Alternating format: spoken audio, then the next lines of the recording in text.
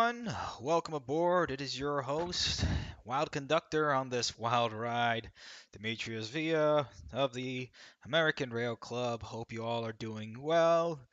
Sorry for the kind of quick stream that I just scheduled in the middle of the week. This was going to be something for the weekend, and things are not doing well over here. Catherine's grandmother of 98 years old has her health has not taken a good turn. So any of you guys who are of the praying type, please pray for her health. Pray for God's will. She's not doing too well at the moment, so that's sort of the reason why things have just kind of uh, taken a little bit of a slower here. Let's get the chat on here on. Let's see. Ah man, we are off a rocker today. Okay, let's get this going over here. Let's get the chat up. And for those of you who are watching in on the replay, welcome aboard, and hopefully everybody is doing well here. Let me see if you can hear me well enough. Let me put my volume up. Hearing my volume's not too well. Okay, there we are. Okay, so hopefully you guys can hear me. But yeah, we got a lot of our couple things we're gonna go through today, get some thoughts off my mind, and also talk about this new APTA report that has come out, as well as everything else. Thank you, Clear Track Speed. Yes, thank you. Appreciate that. Hello, David Jackson. Hello, Adam. Hello, Grambo. Not expecting a big crowd today. It's the middle of the week. It's Wednesday. It's what it is. Everybody's tired, but hey, we gotta do what we gotta do. So I had to get the stream in somehow. And yeah, happy 10-4 day, David. 10-4 to that. Okay, so this latest report came out from APTA. Transit Savings Report has determined that transit users can save more than $1,100 per month following steep increases in auto costs and gas prices. Uh, yeah, it's getting pretty bad out there to be able to afford an automobile. It's pretty crazy. I think as just today I was reading somewhere for to take care of a vehicle, let's say a 2024 Nissan Sentra, for 5 years, it is $60,000 for a freaking bottom of the barrel 2024 Nissan Sentra. Okay, that is your real cost in 5 years.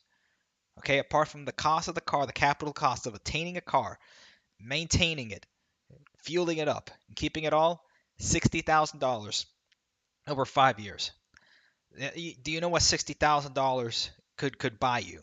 I mean, at this point, I don't know. A down payment on a house is really gonna get you much of anywhere now when everybody's blowing off whole cash entirely to buy off a house. But yeah, it's pretty crazy. Adam's asking, did you go and see the Orlando station opening? No, I did not. I know people were asking about that. I've been here. I've started a job a couple months ago. Been steady at it. Things are going well, so hopefully that keeps up. But I may be going to Brightline hopefully during the Christmas season. That may be in the works. So let's see. Hopefully we'll get there. We'll get there. Um, but look at this, and I think this report have okay. Here we go. Let's go ahead and view the actual report over here. $13,000 a year can be saved by using public transportation. Since 2019, the average cost of purchasing new cars has increased 30%. The cost of purchasing a used car has increased even more by 40%. And there's a lot of things you can blame for the increase of the purchase of cars. First of all, the availability of new cars is getting scarcer and scarcer by the day. Number one, of course, the biggest thing in the news is the United Auto Workers strike. But of course, that's only affecting the big three automobile makers, Ford, Chevy, and Chrysler. I'm not going to call them Stellantis. If you guys are still buying any of those three automakers, you have something wrong. There are plenty of other cars out there that are American made that you can buy that are not any of the big three. It's another thing we got to do is stop funding the people who hate us. Stop funding our enemies. If you're buying a GM car, you're giving the money. Okay, you're giving the company that basically destroyed America's infrastructure money. So let's not do that. Okay, you can Toyotas. There's plenty of Toyotas made here in the United States. Hondas, there's plenty of Hondas made here in the United States. Hyundai, Kia, I think some Kias and Hyundais are made here. Heck, BMW makes some cars over here. I mean, there are plenty of other choices that you can get to buy a car. But anyway, as goes the big three, the prices of other cars will also increase as well. Supply chain issues that we've been having for years, apart from the chip shortage that we've been having. Yes, before the coup, we've been having a chip shortage. People remember back in 2019, people couldn't get PS5s because of the chip shortage. So this was predating the coup. It wasn't because of the coup. It's been because you can't run everything in a just-in-time delivery system. Globalization just-in-time delivery system does not work.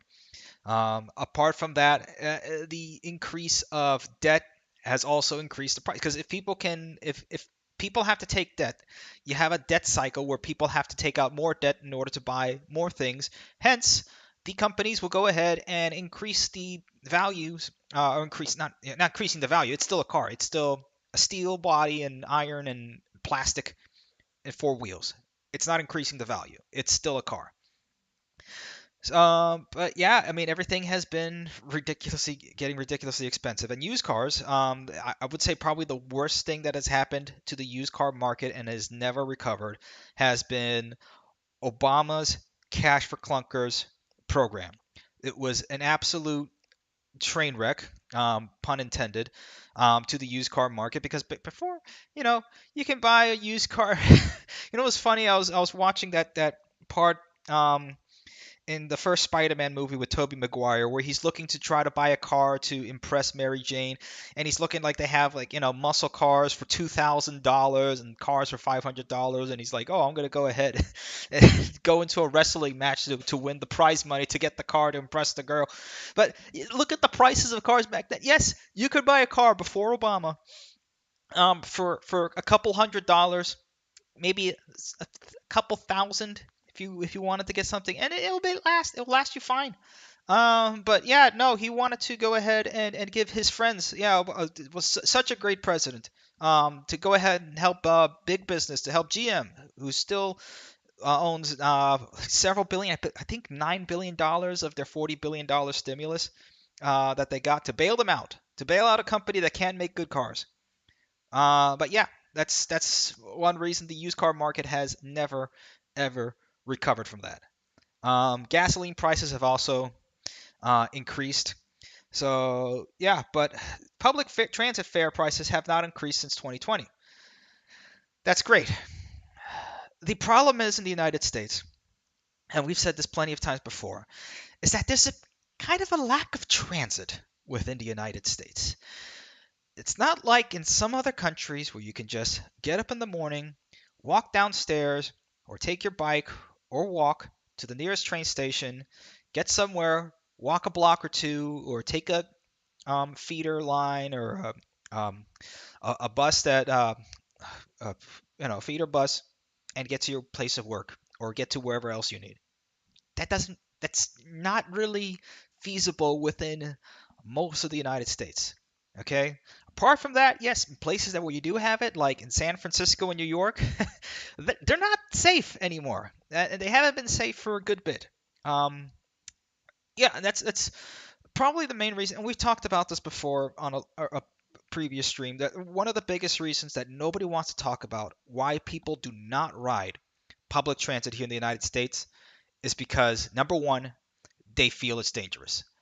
That is that is the number one main concern for people every time that I talk to. Why people don't want to take the train or people don't want to take a bus, especially a bus, okay? Because that's the easiest, least sort of transit option that we have here in the United States, right? Is to take a bus, but we don't have that. Number one, the bus is already dangerous to ride on, okay? You don't have to call an ambulance every single time you get on the bus because of some fight breaking out, okay? Number two, buses within most of the United States are not at all reliable. They don't run on their time schedules or timetables like they should. And I hear this plenty of times from other people. It's like, yeah, I take the bus, but it's always late. Or I take the bus, but there's always, it's what they call ghost buses. Okay, and we talked about this in Florida, where the bus drivers, 23% of them, or some a crazy number like that, don't report to work.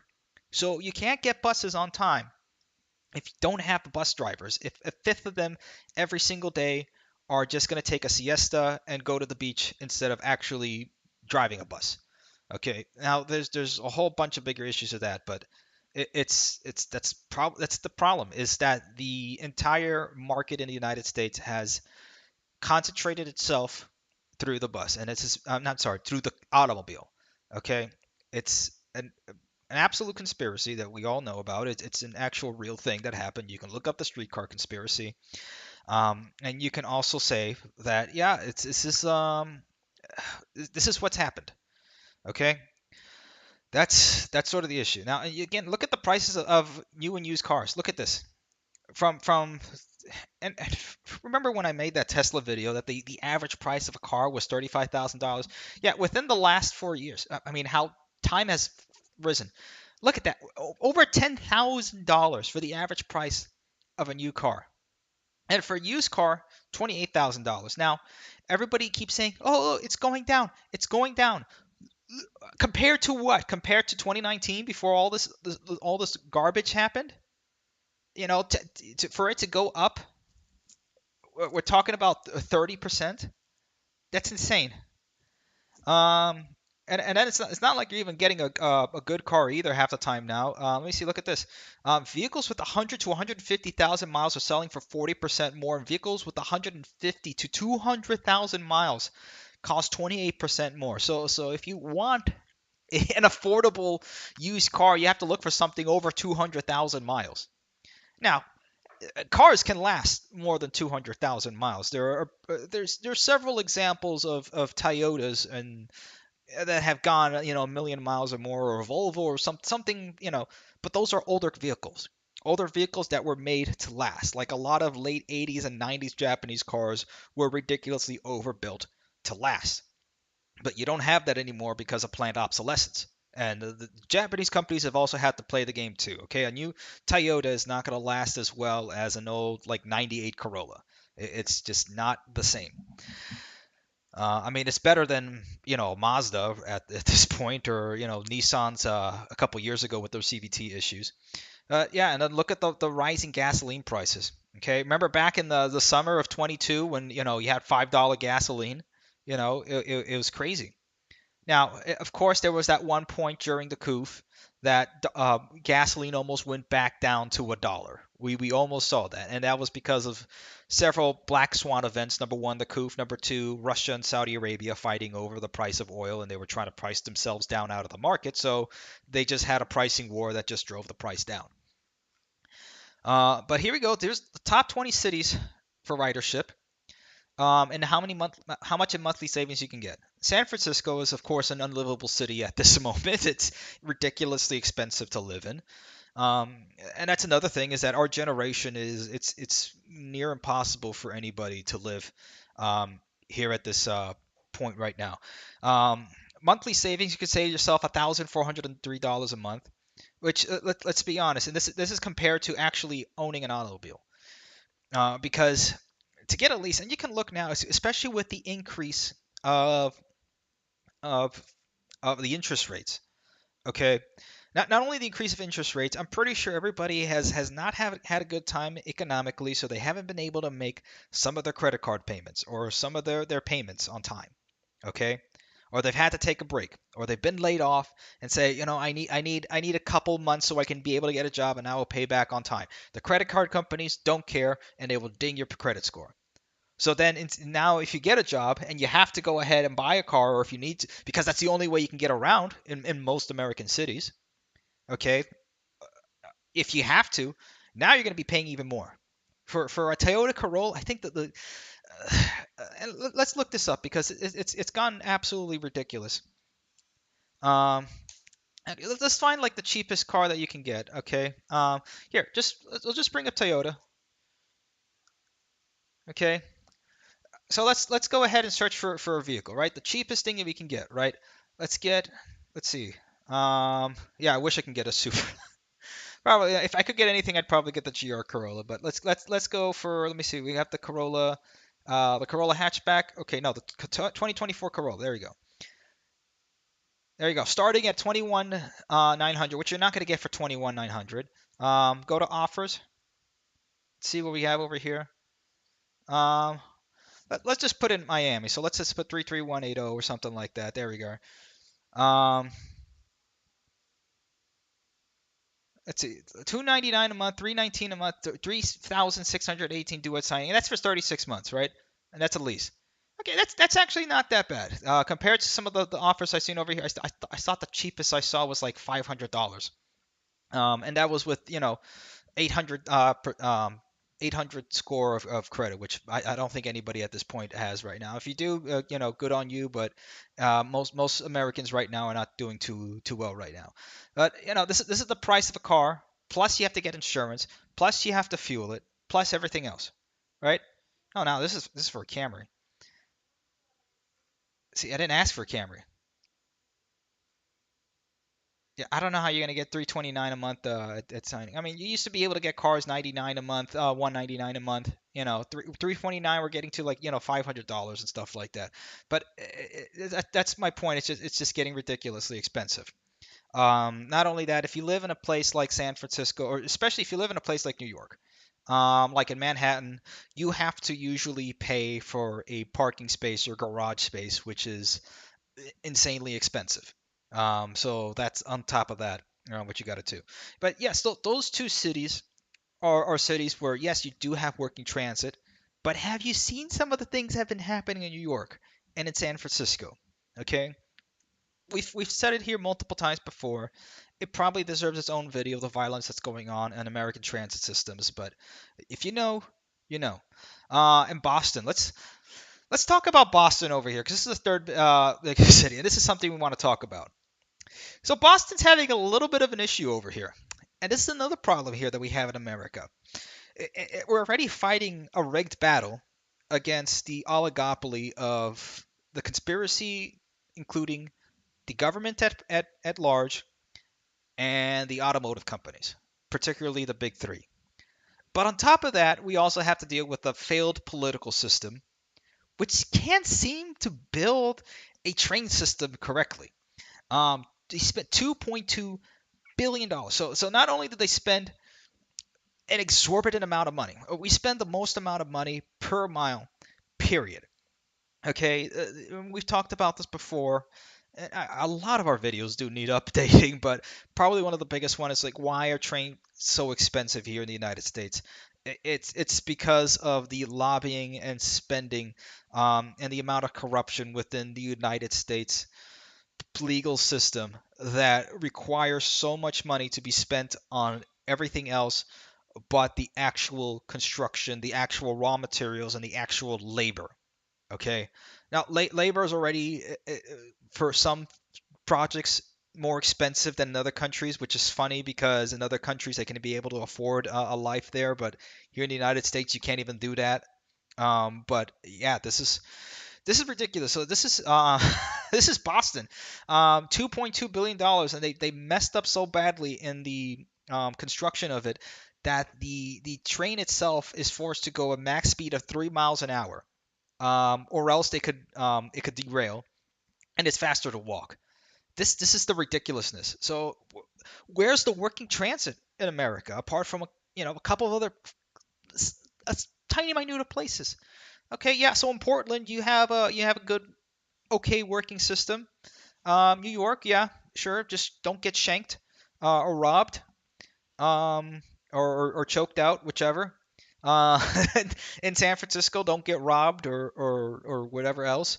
The other R word, because I don't know if YouTube will even allow that word, but you know what I'm talking about. It's getting crazy out there. But yeah, look at this. The Green Line extension, which was opened last year by the Massachusetts Bay Transportation Authority, is already plagued by problems with its tracks, meaning train speeds have been reduced dramatically. The defective tracks caused by metal being too close together in many spots. So you hired engineers to do this. and you completely messed up, means trains are moving slower than the average person can walk. This is despite the fact they were closed just months after opening for repairs. So not only did they mess up the first time, they go ahead and close it for months to repair it and don't even fix it up the second time. This is it's just it's insane. Oh yeah, look, hey, hey, look, we opened here. Let's this is what politicians live for. They live for the photo opportunity to go ahead and cut a ribbon and pretend they did something. This is the problem. And then they'll leave or get voted out, or they'll go ahead to the next stage of their career, and it will all go by them and disappear. Somebody will bring it up in a debate, but nobody cares. Unfortunately, nobody's even watching the debates now. I think there's a good amount of people that are losing faith in the political system in the United States, and it's finally where people are starting to wake up. Um, but let's look at this. Um, Let me see. Fewer writers in New York, so people aren't writing. Oh, that's a random video that came up, but that was something else I was going to talk about. But I know we talked about this before. That the ridership in so many places has not caught up to pre-COOF levels, for a number of reasons. So I mean, look at this. You build defective tracks, being too close in spots. They don't. They're not calculating for thermal expansion in some places. I mean, this is ridiculous. Um,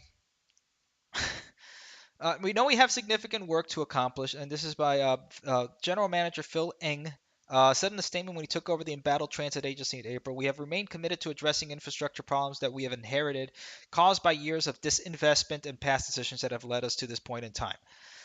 We know we have significant work to accomplish, not only to rebuild public trust as we remove speed restrictions, but also to rebuild our workforce and reorganize our leadership team. So, okay, um, why didn't you fix it the first time? You know, hey, hey, hey, um, you know, man, but yeah, this is the problem. So apart from that, and you know, again, you also have a political system, and a lot of local municipalities don't want to pay for transit because they see that paying for that that's a bigger problem within the United States government, right? Is that we'll gladly pay to go ahead and fund a war in an Eastern European country that cannot be named. But when it comes to, I don't know, building an actual system for Americans to use and go to work and provide for, their labor and actually do, actually be productive, nah, we can't do that. Relieving some student loans, relieving some usury. No, nope, can't do that. We need some missiles for young men to kill each other. Yes, we'll definitely do that. Right on it. Unanimous vote, 100%. That's been a big problem here in the United States, and other countries too in the West. But I mean, it's particularly here. It's pretty bad. Um, Let me see. America's stuck in the 20th century. Yeah, that's another thing. I'll just put that article there for on the side over here. For those of you who are asking, the reason why I'm using Microsoft Start or MSN to get articles is because uh, a it's a lot easier, and it passes some of the paywalls. You don't have for like some of these articles, and there's not enough. They take away a lot of the ads. Plus, the comments are kind of funny. The comments are extremely cringe because it's mostly Boomer Billy and Boomer Barbara on the comments over here, and we'll discuss that later. But yeah, meanwhile, Ohio is still waiting for passenger rail expansion. This is my reaction right here. Um, yeah, there haven't been any passenger rail systems going into Columbus, Ohio for decades. I haven't seen one. Yep, 40 years since the last passenger train left Columbus. Work continues to bring trains back. Eventually, riders will just need to be patient. How patient? How much more patience do we have? Maybe our patience is at a limit here somehow. This is just ridiculous. We've been talking about this for years. Now, yes, things have been moving, albeit slowly, and things have been moving great in some places, like in Florida. But there's probably places in the rest of the country where this can happen. Now, the Brightline example in Florida is a fantastic uh, idea to go ahead and adapt to other states. And that's what we're going to have to do. You're not going to see help from the federal government. It's going to have to be done through state and local levels. Okay, that's where you have to get involved, is through the state and local levels. Okay, while DC is bickering about who's going to run the House or anything like that, just focus on your own state. That's the way it's going to happen. Let me see if there's anything here in the comments below. Kevin Yo, Chicago's relatively affordable and has pretty good transit in a good portion of the city. You can go car free or car light. I only bought a car once when we had three kids. Yeah, and again, there's some cities that are good. I will say Chicago is, and I've been on the transit system there in Chicago. It works. Um, like the rest of the places in the United States. Yeah, it's not something that you can compare to the rest of the world, but compare the United States, yeah, it's a heck of a lot better than most places. But yeah, this is the problem. And again, it's not just about having heavy rail or high speed rail or anything like that. It's also about having what connects people to their final mile, right? It's getting all the way to the end, their final destination. Okay, even though yes, it sometimes seems like a horror movie that we're living through, but you do need to think about how do we get people from all the way from point A to point B. And that's what you can do with a whole complete transit system. To have connecting buses over to rail to intrastate commuter rail, and from commuter rail to connect to high speed rail.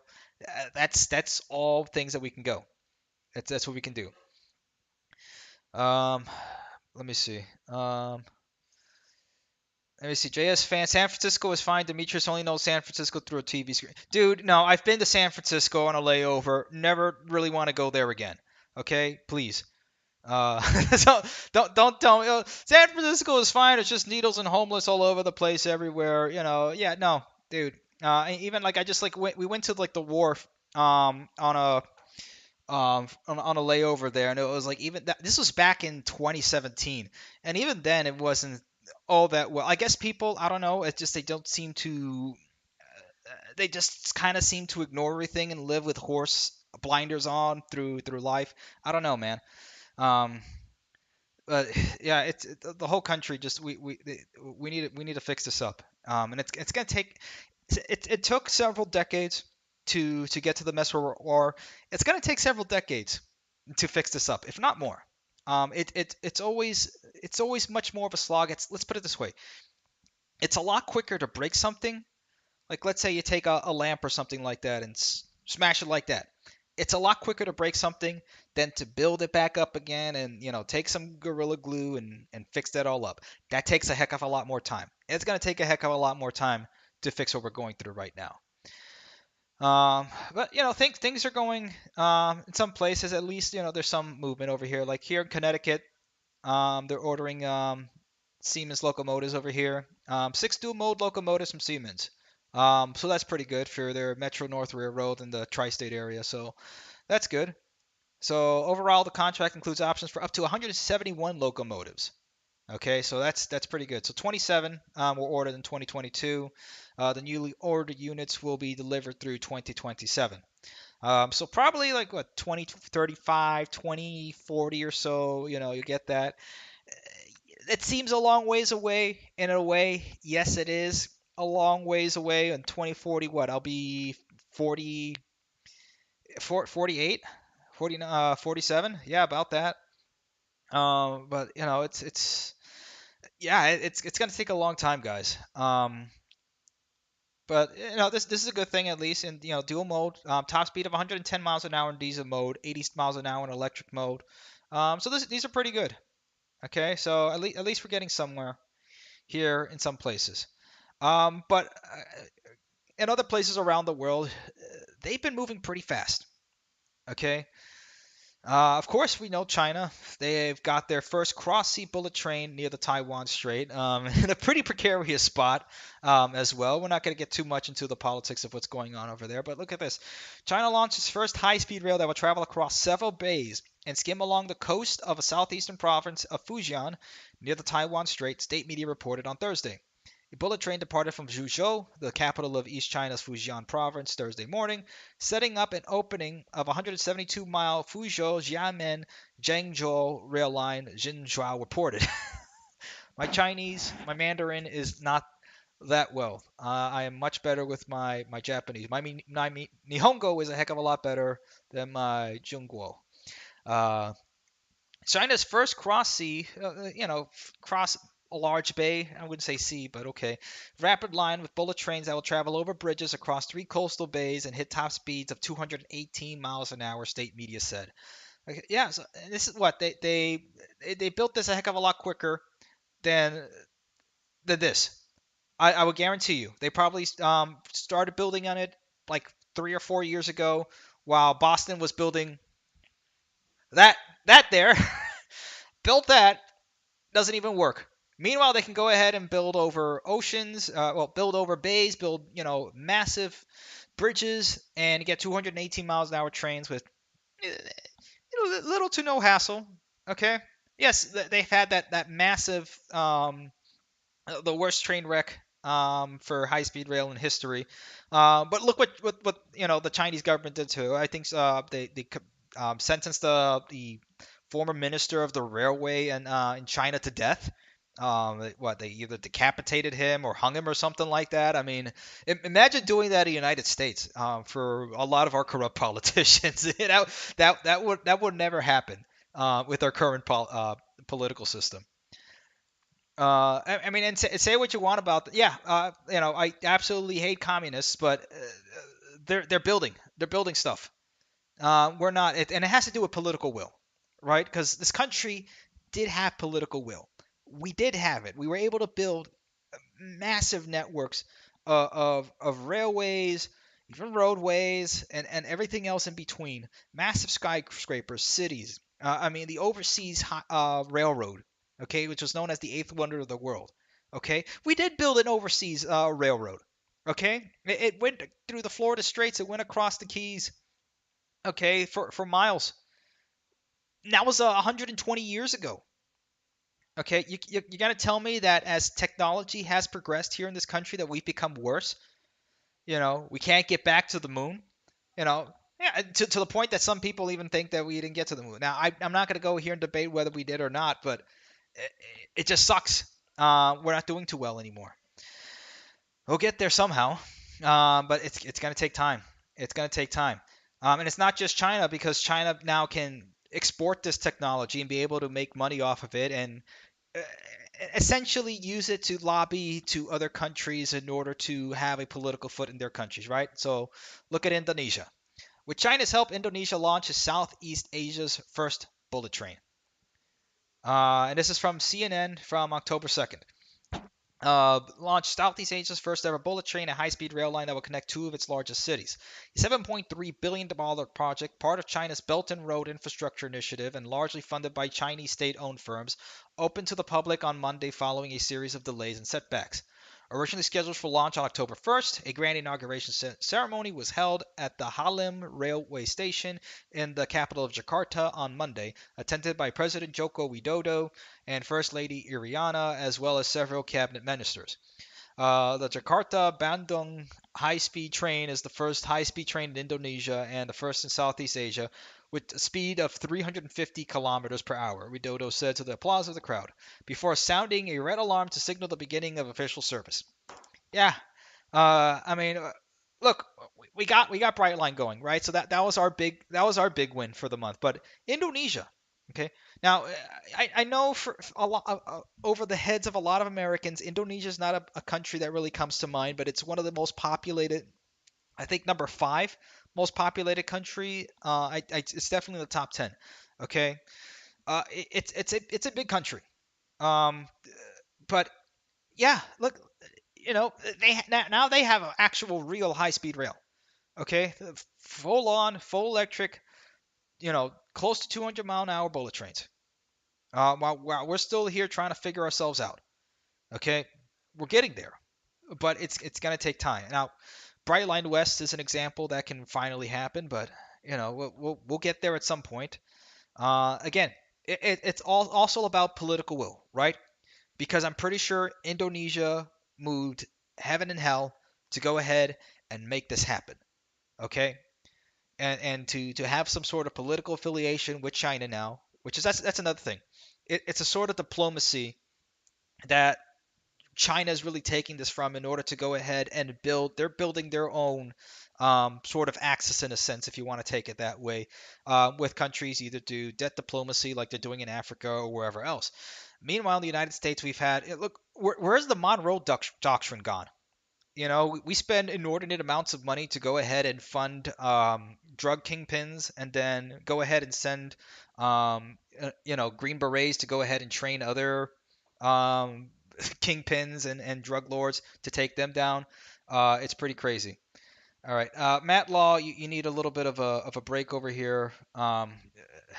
Guys, just calm down in the comments. One comment at a time, man. Oh man. Okay, so we're putting him in timeout there. I didn't want to delete the comments. We wanted them there for posterity, but I didn't want this to become the Matt Law show either. So that's what's gonna happen. I gotta divert my eyes to a whole bunch of different places over here. But yeah, 86 mile an hour high speed rail line, officially named Whoosh, Whoosh, which stands for time saving. I guess in Indonesian, right? Time saving optimal operation reliable system in Indonesian. Runs on electricity and travels at a speed of roughly 217 miles per hour. Um, yeah, that is 350. Yeah, 350 to 270. Yeah, about that. Um, Surabaya, a major port and capital. Yeah, and they're gonna extend it most likely. Seats 601 passengers. That's what about four times the amount of a regular Airbus A320. So I mean, yeah, it's look at that. Ah, man. Let me see. It was initially expected to be complete in 2019. It was first signed in 2015. Um, Faced multiple operational delays as a result from the COOF, as well as land procurement and ballooning costs, but they still did it. Meanwhile, it's probably going to cost. That's the thing. I can go ahead and take out the calculator, um, and go ahead and show how expensive it's going to be. $100 billion for phase one and two for California's high speed. Look, California's been building this since 2014. They still haven't put in rail. Let's see. Let's go to the California High Speed Rail website, or YouTube channel. Let me go ahead and bring that up. California High Speed Rail.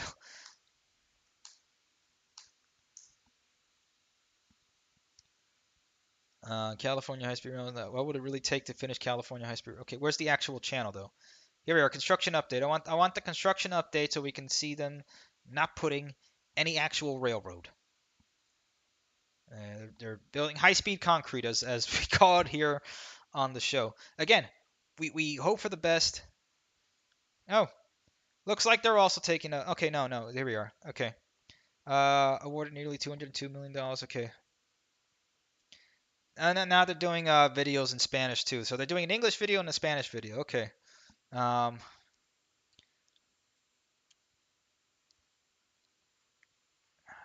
where's okay viaduct? Here we go.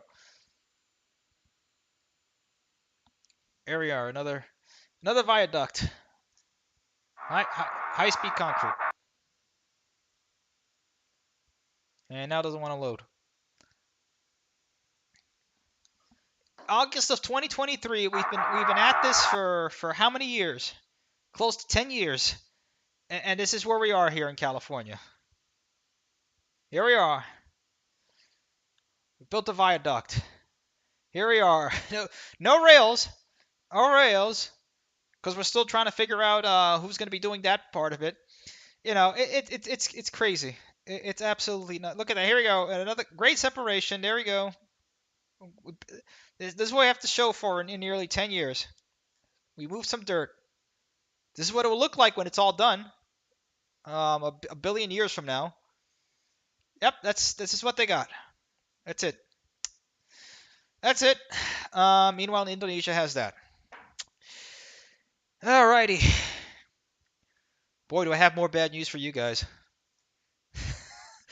Delays expected. OIG report warns Amtrak's new Acela train sets still face issues. As if things haven't gotten. Again, We need our bright line copium back, guys. We need we need the bright line copium a little bit here. But we're gonna dip into reality here a bit. Wait, so A2R Gaming, 128 billion dollars. Their latest numbers. Latest numbers. All right, thank you A2R Gaming for on the fly giving me the numbers here. Thank you. So they came up with the plan in 1996. The bond measure was in 2008. Not even close to finishing their first part in 2023. Absolutely correct. I mean, uh, they had Arnold Schwarzenegger there. Arnold Schwarzenegger there hasn't been the governor of California for a pretty hot minute. To go ahead and along with Governor, not Newsom, Governor Brown. Uh, right? Was it Brown before Newsom? I'm pretty sure he's been there for quite a bit too as well. To go ahead and do the shovel ready. It's very shovel ready. We're just shoveling around dirt and building concrete. That's all we're doing, shoveling concrete. Uh, and Acela, if for those of you who are wondering, yeah, we have Acela. Yeah, we do have, or the Avelia train sets. They're technically still in testing. And they've been testing for quite a bit. They haven't actually had any passengers on it. A report released Tuesday from Amtrak's Office of Inspector General is raising new concerns about the train set's deliveries. The new Acela program will likely face future delays and cost increases because the vendor's train set designs have not yet met federal safety requirements. Federal safety requirements, and each of the train sets the vendor has produced has defects that the vendor is required to fix or modify before the company launches revenue service. I mean, this is the problem here. Look at this. Boston can't figure out an actual working train. Goes slower 3 miles an hour because they built rails that are will cause a derailment if it goes over that. Ohio, no trains. I mean, not they have trains, but no, not nearly enough. Uh, uh, and meanwhile, here we are. Um, Here we go, and then here's the rest of the world. Uh, man, oh man. Yeah, okay, so some defects are safety related, such as water drainage between cars, causing components that hold the cars together to corrode. That's a pretty big problem. Okay, we're talking about an electric train. If you don't have everything watertight, I mean, even your phone is IP rated to a certain degree, right? It can go in a bit of water. Worst case scenario, you drop it into the pool, you take it and put it in rice. Everybody knows that trick, to flush out the moisture. But I mean, this is a big project we're talking about. Okay, we're moving thousands of people every other hour, um, going at speeds of excess of 150 miles an hour in some places because it's still the uh, I mean, yeah, they're finally getting some projects going on the tunnels, but how long have they been planning something for the Baltimore Tunnel and planning something for the Hudson River tunnels? For what? As long as I've been doing this, longer than that. Oh man, but yeah, look at that. Others are described as functional. For example, the vendor previously reported that 5 windows on the train shattered spontaneously. Yeah, imagine that you're looking out the window, enjoying the views of what looks like blasted out Baltimore. Looks like a nuclear war started there, and all of a sudden, at a rushing speed of 20 miles an hour, the windows break apart. And then you enter into the dimension that takes you to the Wire TV show in Baltimore. I don't know. It's Baltimore's not a great place either. Anybody saying so? I don't know, man. I don't know. Uh, yeah. I mean, it's great. Part of why people are leaving America. I don't. I mean, yeah, but it's like we're to go where if you can afford it because I I've heard of people like going ahead and going to Germany to go ahead and do their education there. Um, so I mean it's pretty crazy. Yeah, the political climate is also another thing. Oh man, but yeah, it's pretty crazy. We want our customers to experience these new trains as soon as possible. How soon? I don't know. But as noted in the report, Amtrak cannot operate them for passenger service until Alstom has completed testing and meets all safety requirements, a statement from Amtrak said. So yeah, this is pretty crazy. I know people are talking about labor protections over there. Let's talk about that. Okay, woo, woo. What's that? What's this creature? Hold on. Let's refresh this. By the way, I don't know if it's gonna take this picture away. This is another thing I wanted to talk about. What America has become nowadays, because this is kind of an issue, and this is something that we need to talk about. Let me see if I can take. I know I took a screenshot of that because here we are. Let's put it there. Here we go. The state of the modern American is not good, and I've been seeing plenty of footage. And again, I don't blame these people. It's terrible enough that we have an oligarchy of um, the uh, um, the big three and the government to go ahead and force the country into an automotive culture. But wait till you see the amount of corruption between the medical industry and the food industry to pump out and turn the otherwise what used to be respectable, respectable American person into this. Okay, it's pretty sad. Because I've looked at the pictures. There's maybe like one or two people that I see. Like there was this one guy with the cowboy hat. Looked like an actual regular human being, but and people don't dress well anymore. I mean, we're wearing, going on strike. We have tattoos all over the place. Shorts, shirt, cellulite hanging out. I mean, this is another problem. Okay, we can't expect to have a healthy country and a healthy system if our people are not healthy either. Like look at this. Here are people in 1930s picket lines. You see a massive difference? Look at this. If you can actually take the picture or look at it, do you see a massive difference? Okay, I mean, look at the way people are dressed. People actually look normal. I mean, probably some of those guys, they probably have a grip strength that will, rip a Zoomer's head off. Um, and they could enact violence, right? Because you had plenty of union strikes where they did not care. And it's pretty crazy. And there's also men and women too, okay? Because people are going to say, "Oh, there's only men there. There's only men there." Well, here you go. Here's some women. There you go. There you go. There you go. They look a heck of a lot better, right? Than here we are. Look at that. Don't be a rat. Striking. Look at that. Hoflation is a real thing, guys. It's a real thing. Look. Women back then look a heck of a lot better than women now. You have to work a heck of a lot harder to find a good woman nowadays. But look at this. This strikers back then. Um, Look at that. There you go. We don't want strikes. We want justice. I mean, these look at how the American has turned. Right? I mean, that's the problem. Okay, so before we even get to fixing anything else in the country, if we don't fix ourselves, okay, and I've implored this to say, and talk.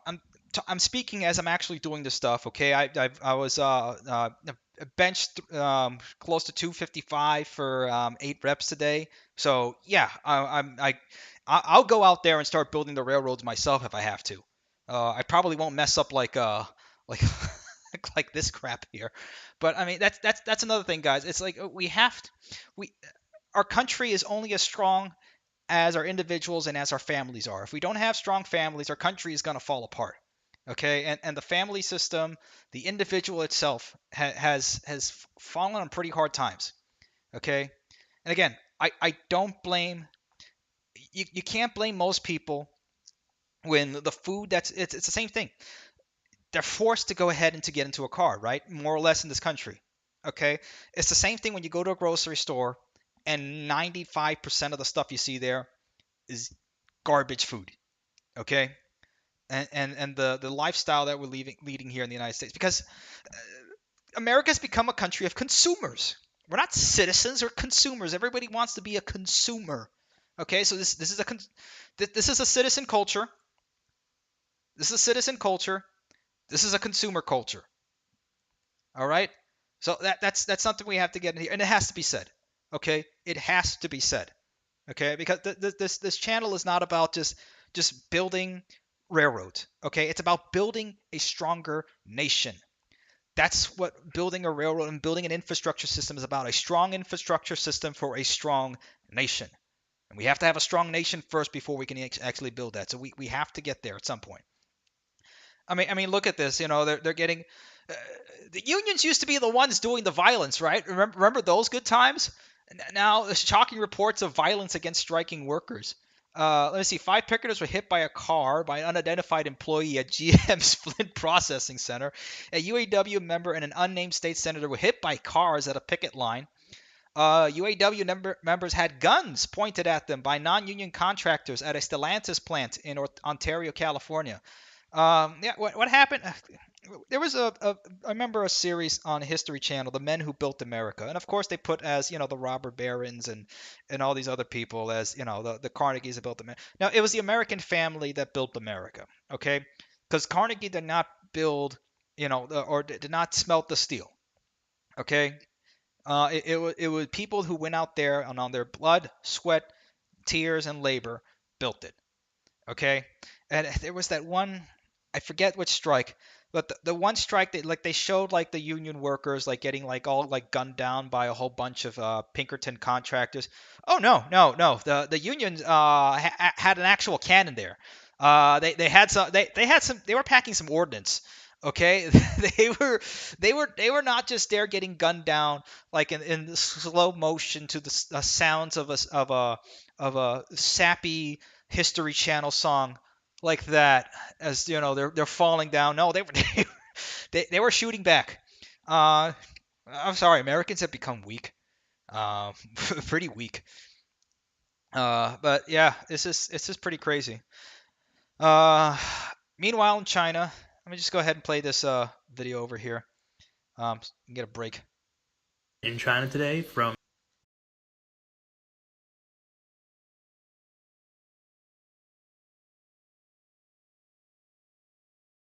Is it actually Beijing playing? to the There mountains we in go. Jiangsu, a trip There that we go. should take me 2.5 hours by car, but 50 minutes on this train. Look at these seats, lots of legroom. Goodbye, Beijing. Dining car is really nice, nicer than Amtrak actually. Evidenced by this bar cart that had free food and alcohol.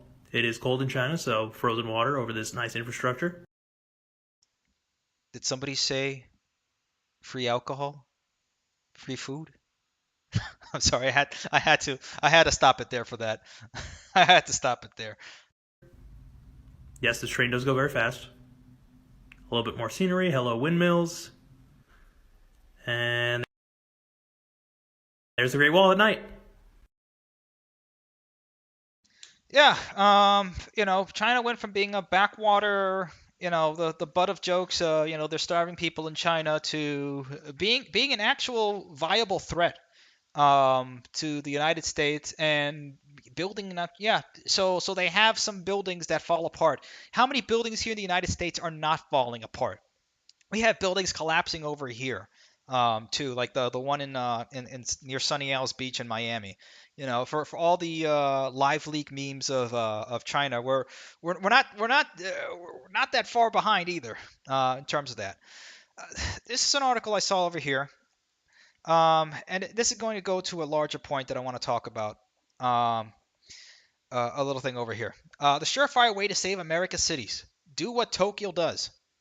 Okay, this is a pretty interesting article because being someone who has gone to Tokyo, has seen the city, has seen it work, and all that. It was kind of I wouldn't say a black pilling moment, but I remember when I came back home to Miami and I said, okay, I don't know how we're going to be able to catch up at this point. I mean, I don't know. Because what Tokyo had, and again, Japanese people are different from American people, right? But the thing is that they actually have a nation and a people that they can care about, whereas America is we're kind of falling apart. Not to say that it's not to say that one is better than the other, but we have our problems here that we need to solve. Uh, that's something. But the amount of mixed use development in Tokyo is a big thing, and lo and behold, this article talks about that. Cities across the U.S. are flailing under a worsening housing affordability crisis. Superstar metropolises from Los Angeles to Miami are becoming playgrounds for the elite. Americans fleeing New York and San Francisco for more affordable lives in the Sun Belt are experiencing sticker shock. The median home price in the U.S. has jumped 52% just since January 2020. So, from our generation, we're talking about millennials and Zoomers, right? We're having an issue to even afford. We first of all, we can't even afford a car. Heck, even car prices have gotten your monthly the monthly cost to keep a car has exceeded the cost, the average price to rent. So you might as well live in your car, which a lot of people are doing, which is why van life has become such a big thing on YouTube and in other places. Um, but affordability is an issue in the world's biggest city, Tokyo. Despite facing many of the pressures of scarce land and a growing population, the city of 14 million builds much more housing much more quickly than U.S. cities do. Since the 1960s, Tokyo has tripled its housing supply, while New York has grown by only about a third. And because housing is far more abundant in Japan's capital, it's also cheaper. The median Japanese tenant spends about 20% of their disposable income on rent. In America, it's 30%. Rent for a studio one-bedroom apartment in Tokyo, which Americans are fawning over as, quote, the new Paris, is a quarter of what it is in New York. Now, let's also get some caveats in there. Tokyo in 1989, I remember being on the site here when I visited Tokyo, had the most expensive square foot of mile in the world at that point. I think it was like $1 million per square foot. Um, Somewhere in central, not in Shinjuku. I forget exactly the name of the ward. Um, was it Minato? No, it wasn't Minato. Ginza, Ginza district. It was in the Ginza ward. That's where it was. Um, and yeah, well, here's the other thing is, and the problem with Tokyo that has kind of been sort of a larger problem for Japan is that Japanese countrysides are sort of disappearing. They don't really have suburbs in Japan. There are some sort of city suburbs, like Saitama is kind of like a suburb of Tokyo, but it in itself is a pretty big city. It's bigger than a lot of American cities and a heck of a lot denser than a lot of American cities. But the problem is, since everybody is attracted to the big cities like Tokyo and Osaka, it's caused a massive imbalance in Japan. So that's a problem they have to deal with, right? We have to look at both ends of here, and we have to be realistic. The median, of course, they have a heck of a lot less in terms of crime, but that's that's another stuff. That's another problem. The median Japanese tenant spends about 20% of the disposable income on rent. Yeah, and it's a pretty small apartment. It's cozy.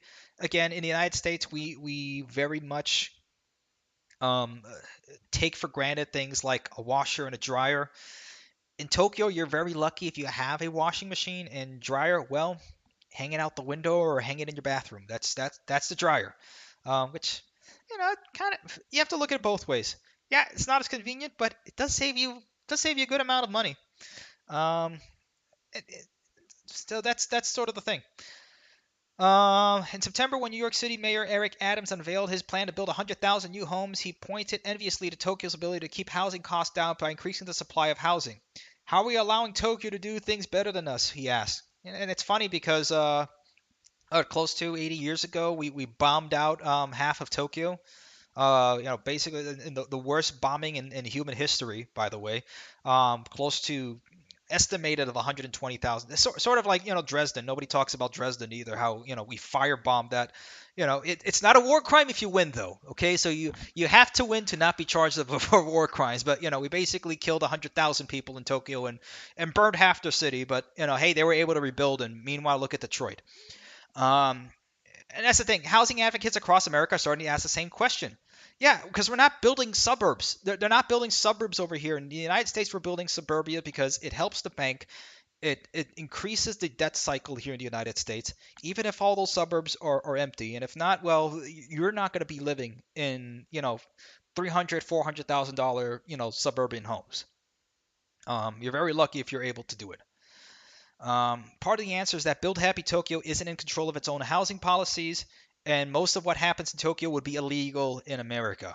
Okay, because I've seen I've seen a couple things that make sense in Tokyo. I mean, they have buildings underneath roadways there, like full on like two-story buildings. underneath like what an interstate is going through a city. Now these are kind of safe structures also too. I mean, they're not like you're gonna freak out when the interstate comes down, right? But I mean, it's just crazy to see how they take advantage of every single little spot. And I didn't feel that cramped in Tokyo. Granted, the most cramped I felt were in the elevators. The elevators were about they're not American-sized elevators. Let's put it that way. Okay, they're very cramped. And for three American-sized people, for me and two friends, Alex and John, going over there, it was kind of cramped in those elevators. But I mean, the whole city itself didn't feel like the most dense city in the world. It felt pretty breathy and easy. So what's Tokyo's city? What's Tokyo's secret? Experts say it mostly comes down to liberal and centralized land use policies shaped over decades. And by liberal, they don't mean it doesn't mean the same way that we mean over here. Shaped over decades that give developers a lot of power to build what they want when they want. 30% of homes in Japan's urban areas were destroyed in World War II. As the country attempted to rapidly rebuild itself, families started to grow, and a large portion of the population migrated from rural areas to Tokyo and a few other major cities for better jobs, exacerbating an already severe housing shortage. And of course, that's where you get things like the Shinkansen, which we did a whole video of, why they built it in 1964, while a whole lot of people were saying, no, no, trains are gone. We don't need trains. Let's just build more roadways. The Japanese railroad, the Japanese National Railroad Company, thought ahead, and they were able to build the Shinkansen, and a lot less time and money too. Okay, this is from development of the actual technology to building it took about 6 years in late 1950s to 1964. Okay, they started in 1958, got it done in 1964. Okay, and it was something that was never done at that scale before. Okay, from Tokyo to Osaka, and they did it. Meanwhile, California, we keep saying it. Um, Let me see. What really sets Japanese housing policy apart from other advanced democracies is the extreme concentration of decision making at the national level. Alan Durning, executive director of pro housing nonprofit Sightline Institute, told. In the United States, city councils make much of the housing policy. This gives immense power to existing residents, mostly homeowners, who vote in council elections and show up to community meetings to determine what gets built. Not exactly. And here's what I'll say: city councils, yes, they make decisions. But who's lobbying those city councils? The banks. The banks and the corporations lobbying those city councils.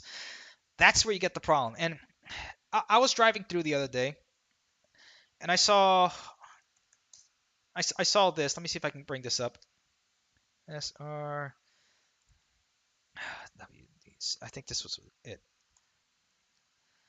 Oh man, I gotta.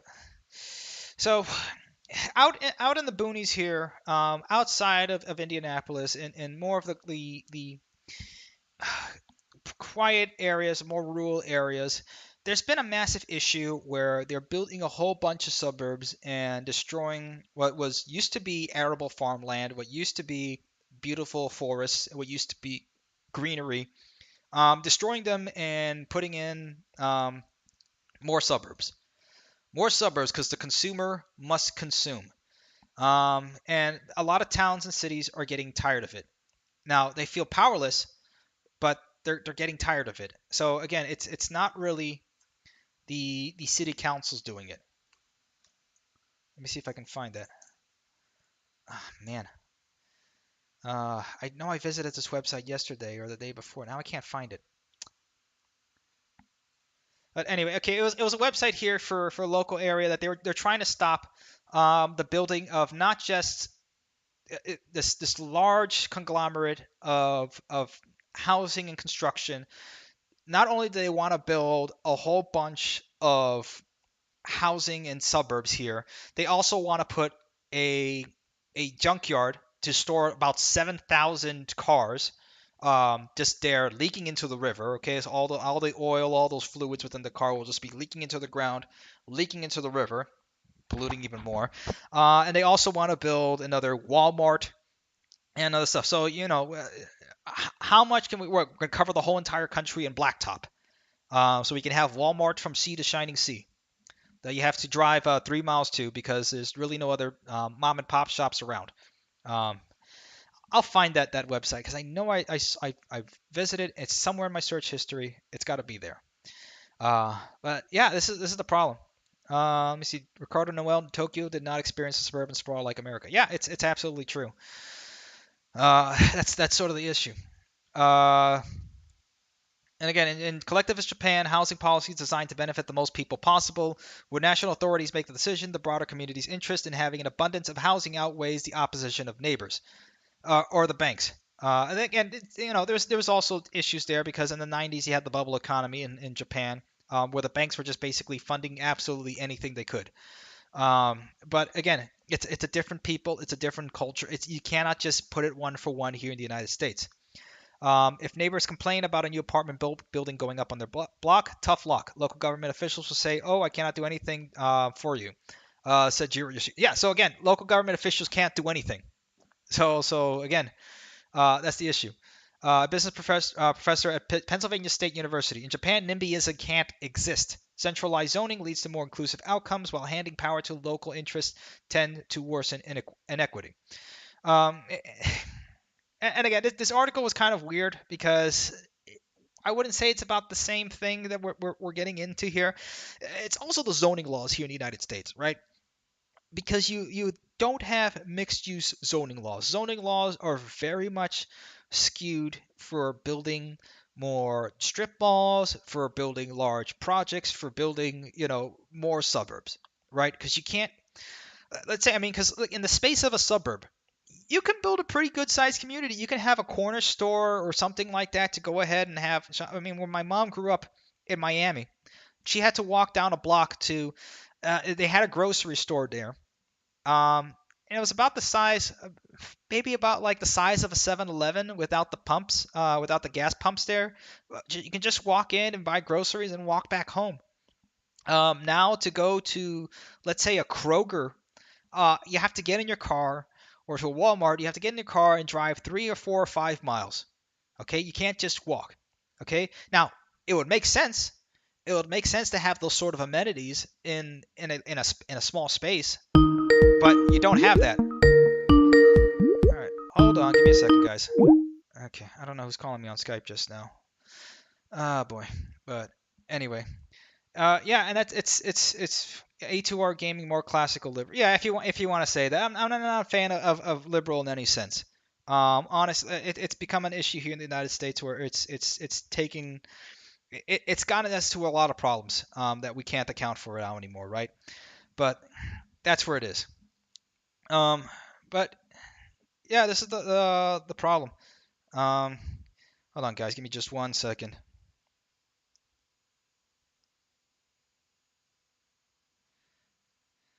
All right. So anyway, yeah, we'll get to Discord pretty soon. Um, one last thing I want to bring up before I get there, or do I want to bring up one last thing? You let me guys know, okay? You want to go into the Discord calls, or do you want to any more articles you want to go through? Because maybe this takes let's go to the calls. Let's go to the calls. Okay. David Mitchell, we'll go ahead and bring you here. Let's go ahead and bring you on the call. And I appreciate you guys for staying patient. We'll get you on. All right. And remember, we're back to doing it's not like the bright line stream where we're leaving everybody on. Everybody's got let's put it to 5 minutes. Okay. You got 5 minutes. I'm gonna do a 1 minute warning too. Okay. So let's do that. Let me see. Where's my I have my watch somewhere. Darn it. Okay. I'm just gonna put a 5 minute timer on here. All right. David Mitchell, welcome aboard. Hey, Demetrius, you doing good, bud? Hey, doing all right. How about you?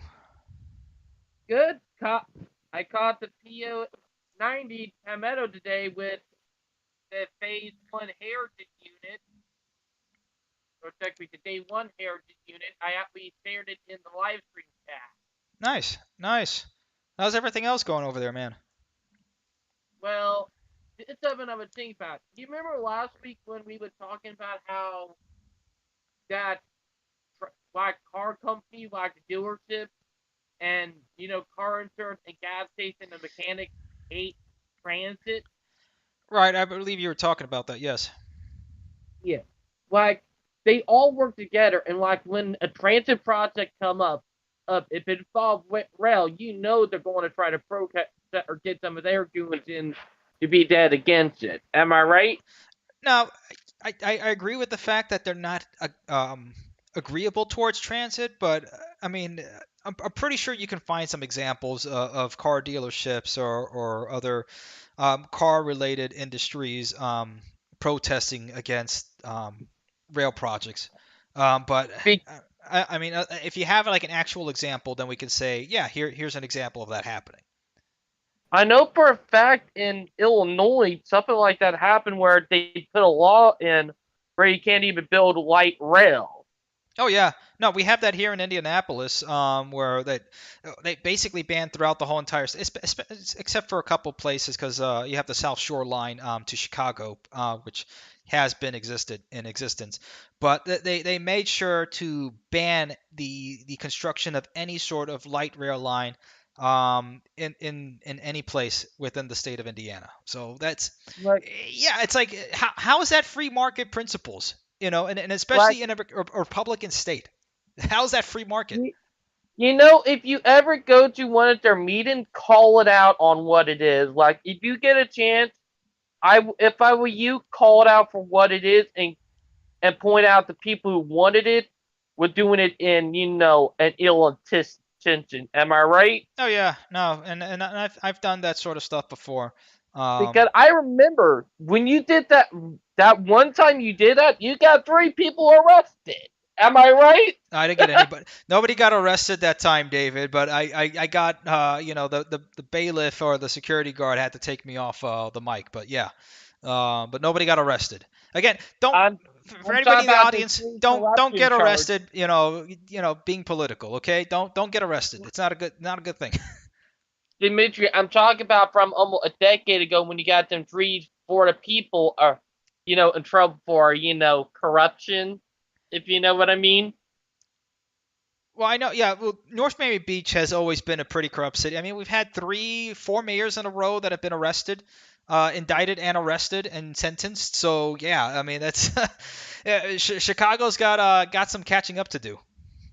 I know, and seeing is, and let me be honest, with you, I would not be surprised if you call them out on that and tell them that the law needs to go, like, take the ban off. Up moment that you call them out for that, calling that they're getting paid by the car company, they know you are on to them, and there are people out there who are dying to get rid of them. Then if they hear that, then they say, "Oh, vaccination time." No, I agree, but it's an entire system change. I mean, if we want working transit where you have working rail, working buses, working light rail, working all of that, like you have in so many other countries, and high speed rail and all that sort of stuff. It's a foundational, ground up system change that is required in the United States. And Oh, we don't have to start with the whole country. It needs to start with local areas. It needs to start with ourselves too, because we don't want to end up, looking like the average UAW striker. oh, that's so true.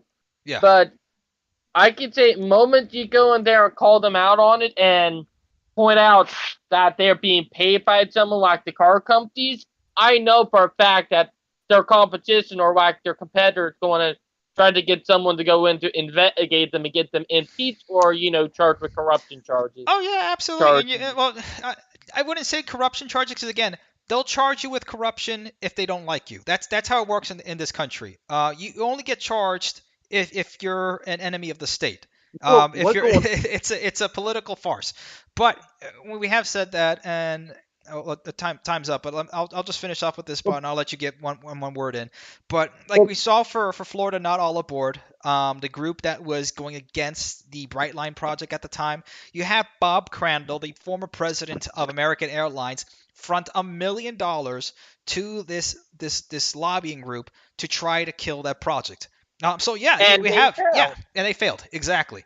Because that's what it is, and that's that was the only reason that it worked in Florida was again because Brightline already owned the right of way, because it was a private company, and because you also had public support and grassroots support for the project. Okay, because Mm. the sort of what they were calling their own grassroots support in the Treasure Coast was a bunch of 55 and over baby boomers who did not want the project, as I did not see anybody under the age of 55 against Florida. Which meanwhile, all the people who were um, supporting All Aboard Florida at the time, now Brightline, all age groups. Okay, from millennials all the way up to baby boomers. Okay, but that's the problem. Mhm. Again, not All right. yeah. But anyway, last word, David. Speaking of that, you remember a couple of years ago when I talked about the Union Station we had here in Charleston? Yep. We had a train that came from downtown Charleston all the way to Louisville, Kentucky, and it was called the Carolinian Special, Yeah. or technically. And the thing is that we lost that train, and ironically, it ended 3 years before Amtrak was formed. No, man. And my hunch is that Amtrak was planning to bring back the Carolinian, and let's be honest, not that many people did not want it to come back. So when I told you that someone burnt the station down, there a good reason why someone probably burnt it down to stop that train from coming back. Yeah. Okay. It doesn't take rocket science. Yeah, for sure. And that's it comes down to that. It's just common sense solutions. Common sense solutions. Mm-hmm. That's what we're all about here. Again, David, appreciate you coming on. I appreciate it, man. Thank you. Always do, man, because I am your conductor. Yeah, you are. You are, man. All right. Take care. All right, who's next with our hand up? We have, it only says M dot dot dot over here, but we'll bring you on. Probably a fuller name will come up on here once we invite you to speak. But you're invited to come on board. Hello, can you hear me? Loud and clear. How you doing, man? Doing great. Just enjoying the good weather here in Texas. Nice, nice.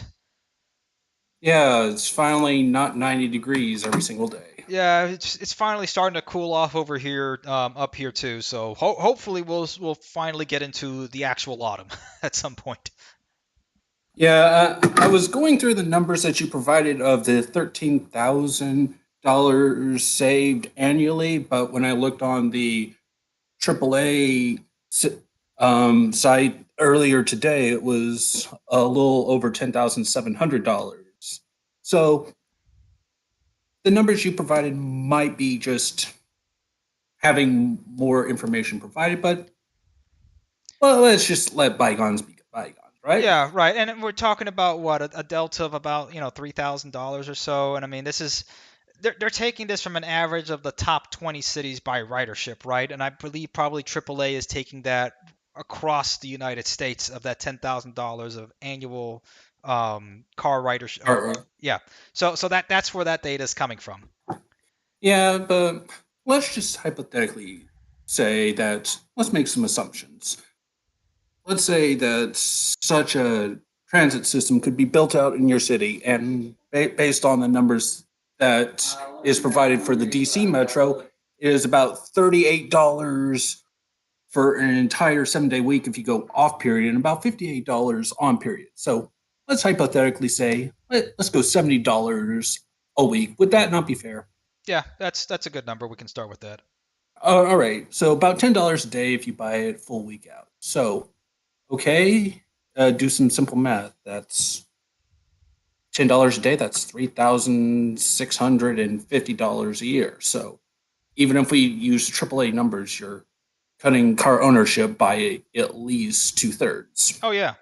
And I mean that's and again the difference that you get also because remember there's a lot of stress conducive to driving because we spend what an inordinate amount of hours. I think somewhere between like 120 or 200 hours. I don't recall, but stuck in traffic every year. Now Yeah, they say the average person on most of the time lives about an hour away from work, hour there, hour back. right. So 10 hours a week for the average. Yeah. So I mean, on top of that, when you're on a train, I mean, when I used to take the train to when I was working down in I would drive to the station because there's really no other way to get there on time. Get on Tri-Rail and then from Tri-Rail be able to transfer onto a bus if it was on time. If not, I had to take an Uber. But that's a problem with most transit within the United States. But with that, I could do my work on there. I could read a book. I could watch a video or do something else. Now, yeah, in the car you can do a podcast or whatever else, but you're also fighting with other drivers on the road. Um, you get that one Karen that is driving a her your new Ford Bronco who wants to run you off the road, which that almost happened to me. So yeah, that's kind of the issue that you have to deal with. Yeah, but even if we make some minor assumptions, like let's say you're living in a city which has 60% of the population lives in the urban area and 40% living in the suburban and rural areas. Okay, so how many people are going to take transit, bikes, walk, and all that other stuff? Let's just say 50%. All right, so that's 30% of the total population. So just imagine you're sitting in your car and nine other cars around you. Now Right. just imagine just three of those cars no longer there Oh yeah. on the roads with the same infrastructure. Yeah, and that makes sense. It's like you're getting to and from your location much faster and wasting much less gas. So it's like, Absolutely. so are you willing to say you're willing to put up with all the crap that those additional three drivers are going to have, or are you going to say build a system and let those people get out of your way? Right. No, you're absolutely correct. So it's you're giving now the option to be able, if you want to drive, you can now drive with a lot less stress and a lot less hassle to deal with. Hence, a lot more time savings for the driver. Plus, the person who also wants to take transit can also benefit because now they can have their choice to be able to take transit, save money, not have a car, and have that. So it's all about giving choices. Yeah, and since I have the last 10 seconds, I just go through some of the numbers that I had previously on just many of the posts. But yeah, once you do the numbers, it's like building it out is not that expensive. Yeah. No, you're absolutely right, man. But I appreciate you for coming on. That was really insightful for a lot of people who needed to hear that, and it's a very good point to bring up. I'm glad you Yeah. were able to bring it, man. I appreciate it. Yeah, you just go through the numbers. So I'm not here for the next 4 hours talking. I appreciate it, man. Thank you for being on time. Appreciate it. Thank you Okay, so much. thank you. Alrighty. Next on we have Trucker Boy. Hopefully, it wasn't the trucker that was here. If you guys remember, it was a couple months ago. But hopefully, this is a good trucker boy. Trucker boy, you're on board.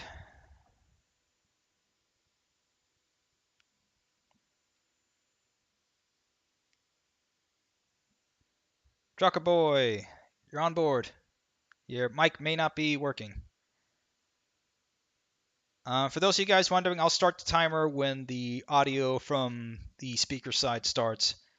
But I have my own personal timer in my head. If you can't get your stuff in order, we're gonna have to move on to the next person.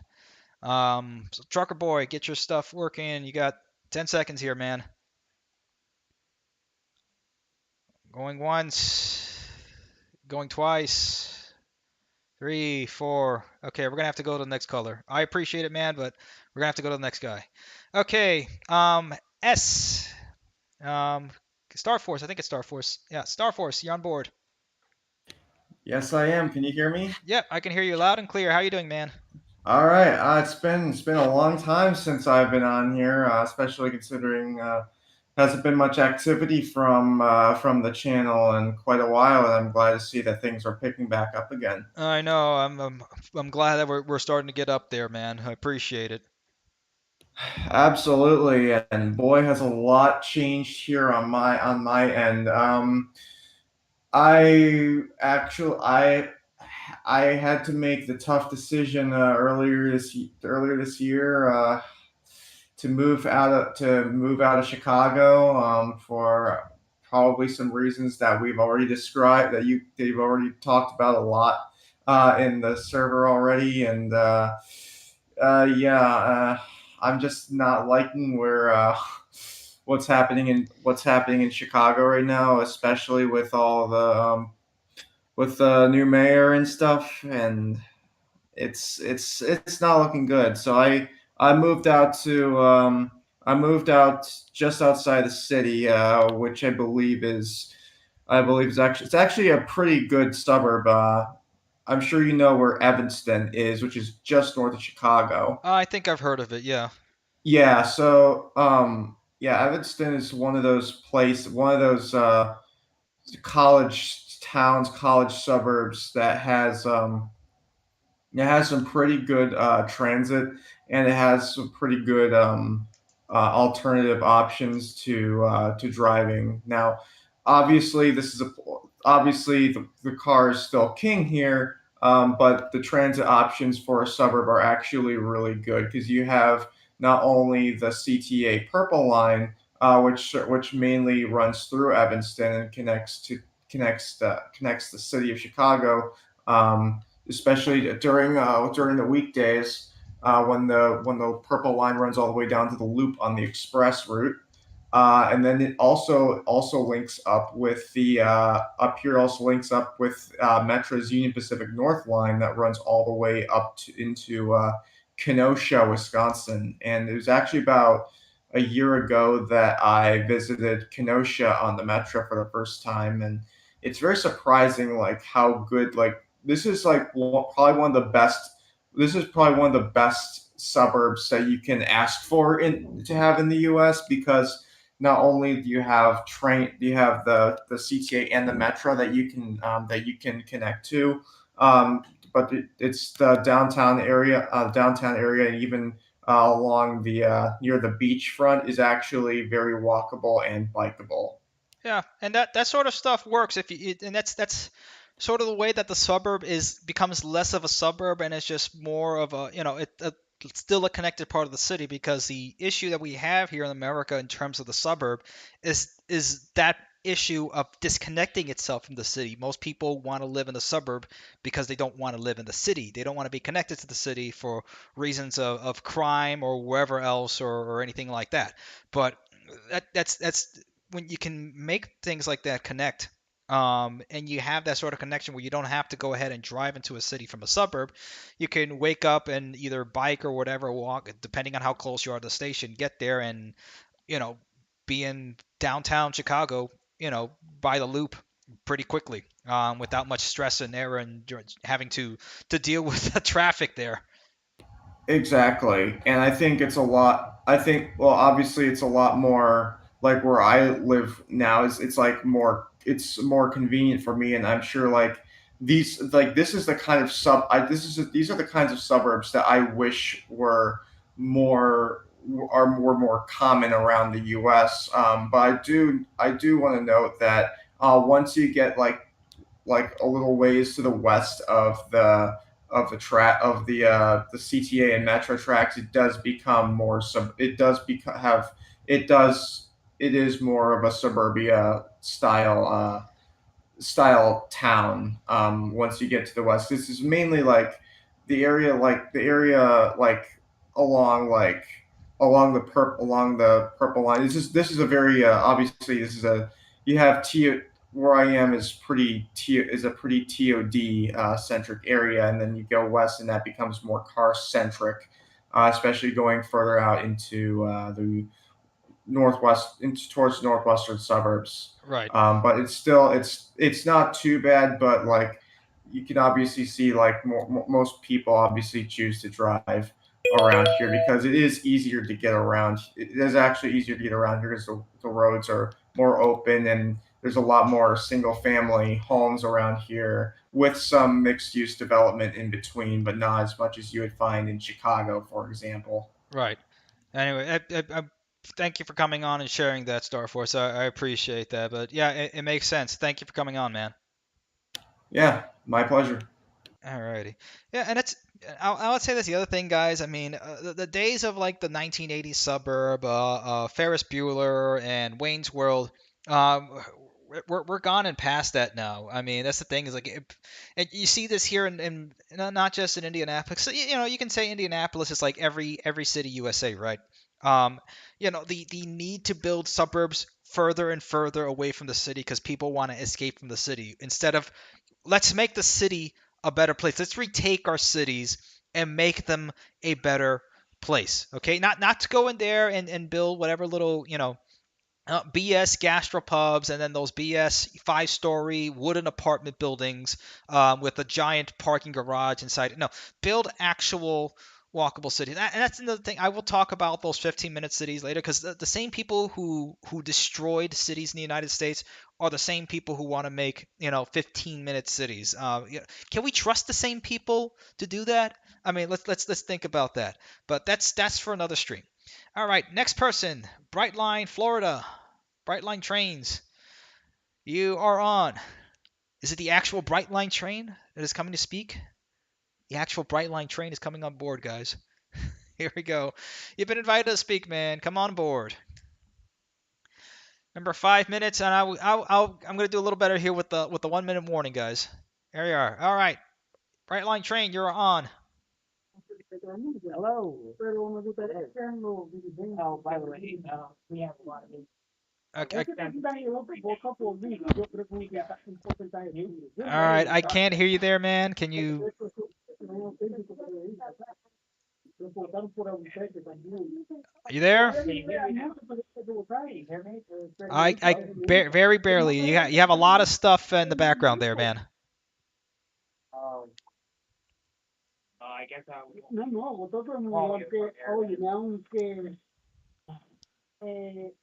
Oh yeah, man. I think you got somebody else is talking there in the background. yeah, someone. All right. Okay, we'll go to the last call over here. C. We'll bring you invite to speak. Come on board.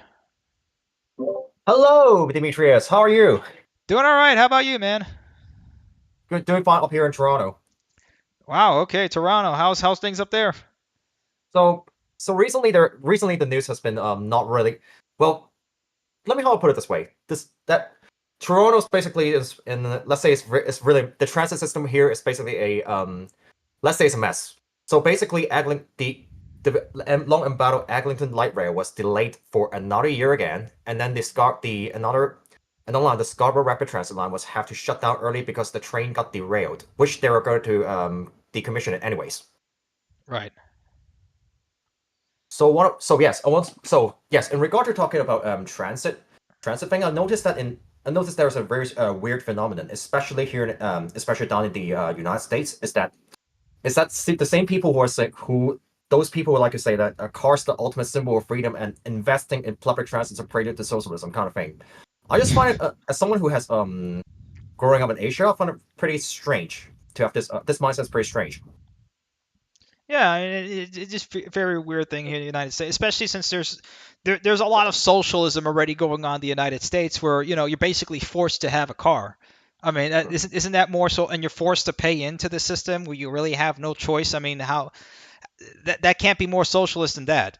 I mean, let's think of it that way. There's no free market principles in anything like that where you're forced to put people into debt. Into debt slavery, because debt is a sort of slavery. In a sense, yeah, it's kind of a slavery when we're talking about a socialist system. So, yeah, it just makes no sense here in the United States. And really, it's because Americans have a really bad time putting into context not only politics. Politics here in the United States is, compared to the rest of the world, pretty strange. I mean, it's a two-party system, whereas the rest of the world has multiple parties, coalitions, and that sort of stuff. But and just the history, when Americans try to bring up history, I mean, they can barely even remember their own narrative, their own fake narrative of history. So when it comes to putting into context other countries' history or the world's history in total, it's not a good. It's not a good look. Let's put it that way. I mean, how many times have we seen the man on the street interview where somebody can't even tell when the Declaration of Independence was signed? Or they'll say something's really ridiculous like 1946 and that JFK signed the Declaration of Independence against the Germans. That's sort of the reason, part of it. I mean, up here in Canada is a little bit more. I'm not really familiar with that for now, but I'll say people here are less resistant towards the idea of public transit, because another thing I constantly hear about people ragging about public transit is that in the States they're they're gonna overrun the suburbs when they build public transit. Keep those away from the beautifulness of Earth. Yeah, no, it's kind of two-faced because they want to protect the suburbs, or they want to protect, quote unquote, the environment, but the suburbs are sort of the worst thing you can build to protect the environment, because you have to bring out, and it's a very cheap way of doing it. And I've been seeing it around here in this area where they have to go ahead and extend the utilities, like the sewage system and the electricity and everything else, to yet another part of the city. It's a heck of a lot more expensive to go ahead and build it out to that end. Plus, you're destroying a whole lot of greenery, you're destroying a whole lot of forest, you're destroying a whole lot of arable land that can be used for other purposes rather than building, more $500,000 plus houses Oh yeah, for basically retirees. You know, yeah, yeah, yeah, yeah. And don't get me started on those malls with those small malls with huge parking lots. I mean, it's oh yeah. really we look at that. When you look at the space, we look at how many retail space they just wasted when they could have just put a multi-story parking garage on below or underneath it. Right, That's because what it's just cheaper, and then you even get in the parking spot. I mean, how many potholes?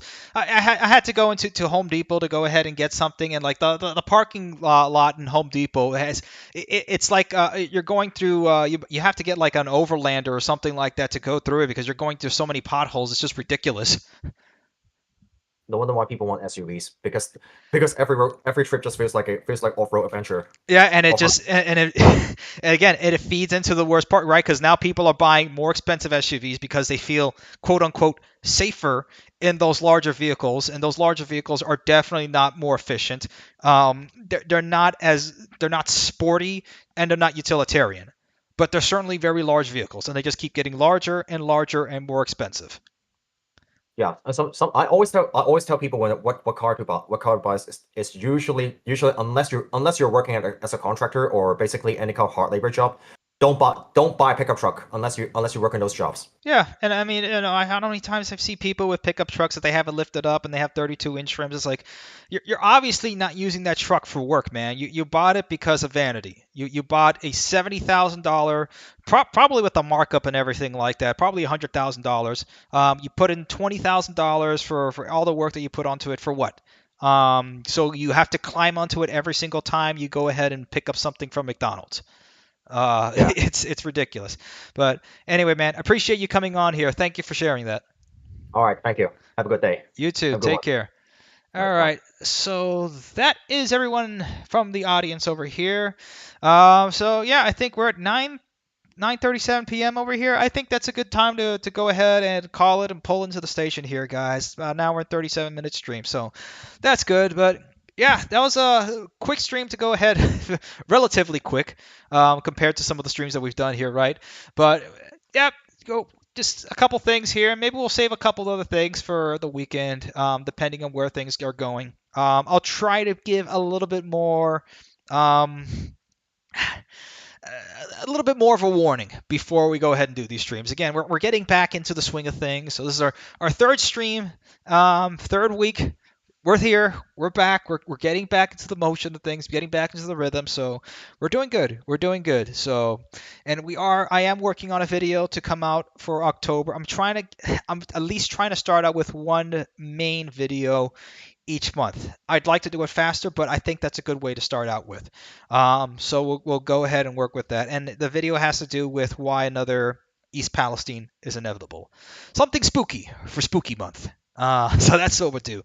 But anyway, everyone, thank you all so much for coming on board on this episode, this live stream here on American Rail Club. Thank you so much for coming on board.